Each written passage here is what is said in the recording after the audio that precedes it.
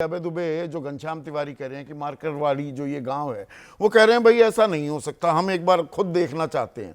तो 8-10% जगहों पर क्या ये एक मॉडल हो सकता है, या ये तो और संदेह पैदा होगा? ये रायता जो फैला हुआ है ये तो बिल्कुल और ऐसा फैल जाएगा, समेटना मुश्किल हो जाएगा। अगर मार्करवाड़ी को एक पायलट प्रोजेक्ट के तौर पे लिया जाए तो ईवीएम वाली व्यवस्था का पूरी तरीके से कबाड़ा हो जाएगा। नंबर एक, इसको हटना ही पड़ेगा ईवीएम वाली व्यवस्था को, मेरा ये मानना है। दूसरी बात, मैं आरोपों पर नहीं जा रहा, आरोप तो किसी मानसिकता से लगाए जा सकते हैं। जो घटित हो रहा है उसकी समीक्षा करने पर बड़ी गड़बड़ बातें सामने आती हैं। देखिए, आपने महाराष्ट्र के बारे में जो कहा वही ठीक बात हरियाणा पर भी लागू होती है। मैं तमाम मंचों पर इस बात को कह चुका हूं, मेरे पास आंकड़े भी हैं। हरियाणा में भी 5 बजे शाम को जो वोट पड़ा, फिर उस वोट को 7 बजे शाम को जो ये आपकी बात में ही सुर में सुर मिला रहे हैं। तनुज रावल है हमारे दर्शक, गुलाबी नगरी जयपुर से, कह रहे हैं कि वोटिंग खत्म होने के बाद जो आंकड़े आते हैं वो रातों रात होते होते बदल कैसे जाते हैं। हरियाणा में रात बदले हैं, और लोकसभा में तो 4-4, 5-5 रातों बाद भी आंकड़े बदले। मैं ये कह रहा हूं कि 7 बजे वोट पड़ा,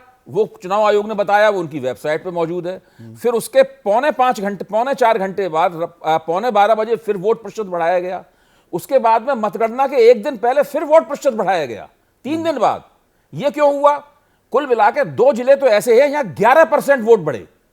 अब हरियाणा का आप जिक्र कर रहे हैं, ललित भाटिया हैं हमारे दर्शक हिसार से, वो कह रहे हैं अगर ईवीएम में धांधली हो रही है तो विपक्ष चुनावों का बहिष्कार करने की हिम्मत क्यों नहीं जुटा पा रहा? गेंद तो विपक्ष के पाले में भी है।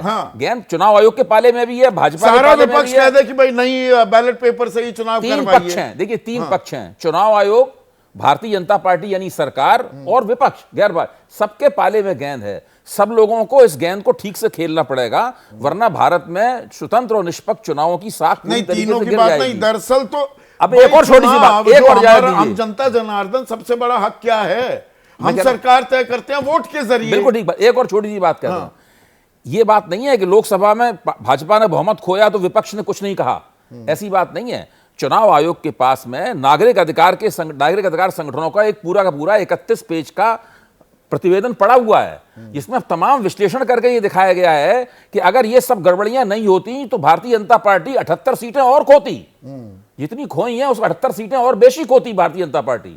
ये उन्होंने साबित किया, चुनाव आयोग ने आज तक उसका जवाब नहीं दिया। पर अभय, आप ये बात तो मानेंगे, और आदेश आपकी भी मैं राय जानना चाहूंगा। देखिए, कंस्पिरेसी थियरी सुनने में बहुत सारी बातें लगती है कि हाँ भाई ये संयोग था, प्रयोग था, ये कैसे हो गया। वो मन में सवाल तो हैं, इन सवालों का सही जवाब, निराकरण कभी हो पाएगा क्या? सुप्रीम कोर्ट में याचिकाएं जाती हैं, सुप्रीम कोर्ट कहता है कि नहीं ये सवाल बेमानी है। चुनाव आयोग, जो आपने पहले भी कहा, जितना जवाब देना होता है वो उतना ही देता है। जहां पर जीत होती है तब कुछ नहीं कहता विपक्ष। तो यहां पर बहुत सारे व्हील्स विद इन व्हील्स हैं।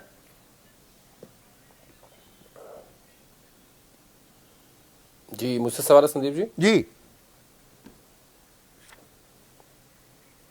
देखिए, मेरा ऐसा मानना है इसमें कि कांग्रेस पार्टी को एक पहल करनी पड़ेगी। वो पहल इस बात की करनी पड़ेगी कि कांग्रेस पार्टी को इस बात की शक है कि पूरा जो सिस्टम इलेक्शन कमीशन का वो कैप्चर्ड है, उसमें कहीं ना कहीं धांधली है। तो अब उनको शुरुआत इस बात की करनी पड़ेगी कि वो आगे बढ़ें, सबसे बड़ी पार्टी है देश की, सबसे पुरानी पार्टी है, या तो वो प्रमाण लेके आए कि देखिए ये हमारे पास सबूत है और यहाँ पे इस तरीके की रिगिंग हो सकती है। सबूत की बात पर एक सवाल पूछा है, 1 सेकंड आदेश। या फिर वो अभय दुबे, ये सवाल आपके लिए है, कांग्रेस वाले अभय दुबे के लिए। अचल श्रीवास्तव हैं, दिल्ली वासी हैं हमारे दर्शक, वो कह रहे हैं अभय, जब चुनाव आयोग ने ईवीएम हैक कर दिखाने का न्योता दिया तो कोई दल क्यों नहीं गया था? आप क्यों नहीं गए? हैक करके दिखा दीजिए, खत्म करिए राड़ा।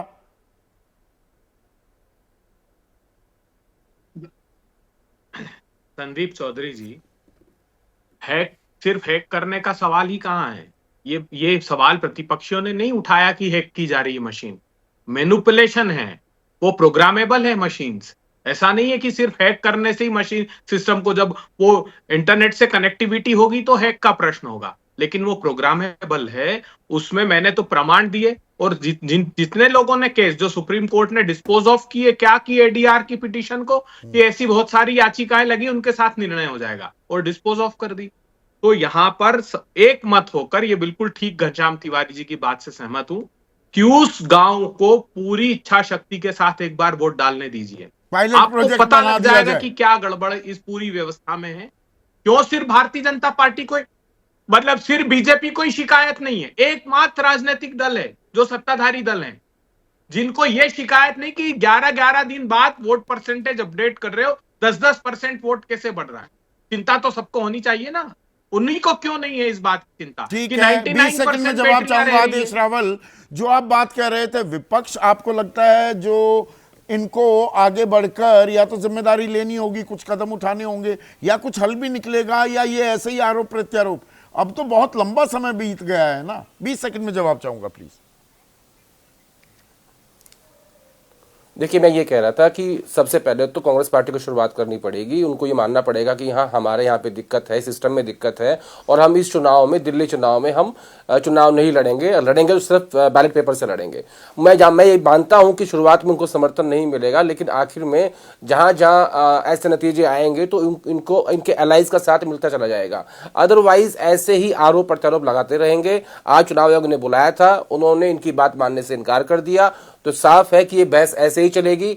और इसमें सबसे बड़ा सवाल ये है संदीप जी कि इलेक्शन कमीशन और सुप्रीम कोर्ट, जो देश के सबसे बड़ी इंस्टीट्यूशन है, उनको आगे बढ़ के देश की जनता को पारदर्शिता के बारे में बताना चाहिए कि वो क्या चीज होती है। आरोप लगाएगी और सही आरोप भी लगाएगी कि घबरा गए, डर गए, और ये तो लोकतंत्र विरोधी लोग हैं कि चुनाव का बहिष्कार कर रहे हैं। फिर और क्या रास्ता है? प्रमाण दीजिए या बहिष्कार कीजिए, तो दूसरा रास्ता कहाँ है इसके अंदर? प्रमाण भी दिया जाएगा जब क्या? जब आप अपनी जीत को सेलिब्रेट करते हो ईवीएम, बोलिए बोलिए, खत्म कीजिए बात को। मैं वही बात बोल रहा हूं, प्रमाण आज दिए गए थे, चुनाव आयोग ने वो मानने से इनकार कर दिया।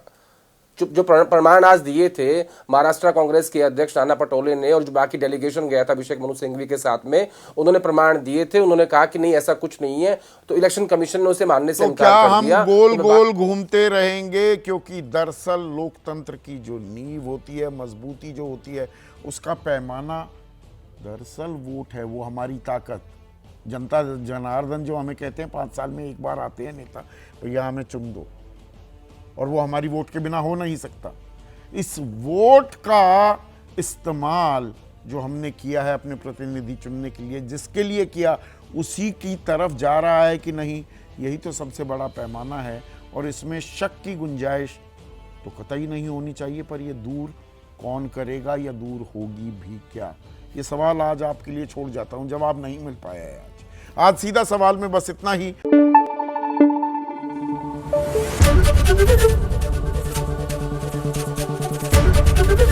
एबीपी न्यूज आपको रखे आगे।